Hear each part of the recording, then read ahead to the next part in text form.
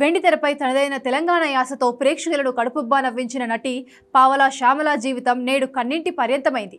అనారోగ్యం, పేదరికం, ఆదుకునేవారు లేక దిక్కుతోచని స్థితిలో ఆమె ఆత్మహత్యకు సిద్ధపడడం తెలుగు చిత్ర పరిశ్రమలో తీవ్ర విషాదాన్ని నింపింది.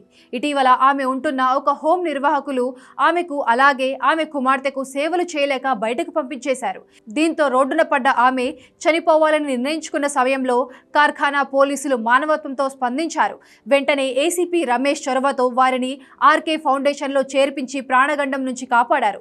పావలా శ్యామల గారు తెలుగులో సుమారు 300కి పైగా సినిమాల్లో నటించింది. కేవలం సహాయ నటిగానే కాకుండా తనకంటూ ఒక ప్రత్యేకమైన గుర్తింపు తెచ్చుకుంది. ముఖ్యంగా రవితేజ నటించిన ఖడ్గం సినిమాలో ఆమె పోషించిన పాత్ర, పలికిన సంభాషణలు ఇప్పటికీ ఎవ్వరూ మర్చిపోలేరు. బాబాయ్ హోటల్, గోలీమార్, ఆంధ్రవాలా వంటి ఎన్నో చిత్రాల్లో ఆమె నటన ప్రశంసలు అందుకుంది. మరీ ముఖ్యంగా గోలీమార్ సినిమాలోని విలన్తో మాట్లాడే ఆమె ఫోన్ కాల్ సన్నివేశం ఇప్పటికీ అందరికీ గుర్తు. 3 దశాబ్దాల పాటు ఇండస్ట్రీలో కొనసాగిన ఆమె అప్పట్లో చేతి నిండా సినిమాలతో బిజీగా ఉన్నప్పటికీ ఇప్పుడు కనీసం మందులకు కూడా డబ్బులు లేని స్థితికి చేరుకోవడం గమనార్హం. పావలా శ్యామల గారి ఈ దుస్థితికి ప్రధాన కారణం ఆమె కుమార్తె అనారోగ్యం, సినిమా అవకాశాలు పూర్తిగా తగ్గిపోవడం. గత కొన్నేళ్లుగా ఆమె కూతురు తీవ్రమైన టీబీ వ్యాధితో మంచాన పడింది. కూతురి వైద్యం కోసమే శ్యామల తన సంపాదనంతా ఖర్చు పెట్టేసింది. దానికి తోడు వృద్ధాప్యం కారణంగా శ్యామలకి కూడా అవకాశాలు రాలేదు. గతంలో ఒక వృద్ధాశ్రమంలో చేరినా అక్కడి వారు ఆరోగ్య పరిస్థితి విషమించడంతో నిర్వాహకులు వారిని వదిలించుకునే ప్రయత్నం చేశారు.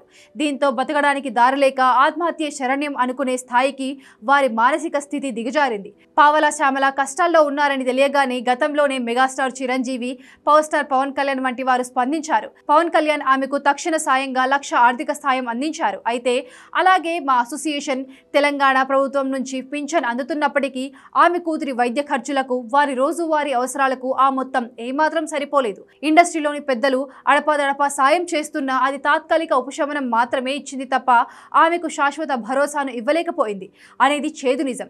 ప్రస్తుతం కార్ఖానా పోలీసుల చొరవతో RK foundation health care centre వ్యవస్థాపకులు రామకృష్ణ పావలా శ్యామలను చేరదీశారు.